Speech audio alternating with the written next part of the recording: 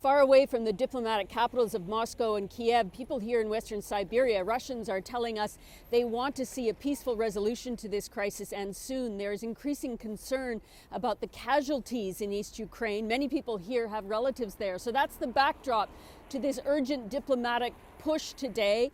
U.S. Secretary of State John Kerry in Kiev speaking with President Poroshenko. He said, quote, "We cannot close our eyes to Russian tanks coming across the border."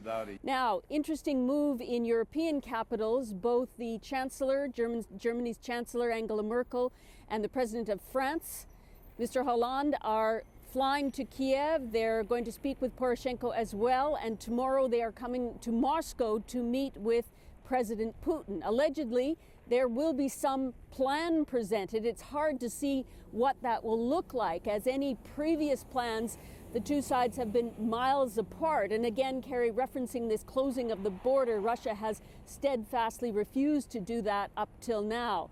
But around all this, the context is NATO ministers meeting today, saying that they are beefing up a security force in Eastern Europe amongst NATO members there, including establishing a readying force of about 5,000 soldiers, a quick response team that could be deployed within a couple of days if need be. And in Washington, talk about whether the U.S.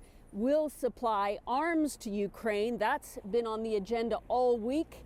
It's not expected that John Kerry came with that message to Ukraine today, but it's certainly being discussed in Washington. So an interesting diplomatic push in the last few days of this week. We'll see where it all ends up tomorrow. Susan Ormiston, CBC News in Western Siberia.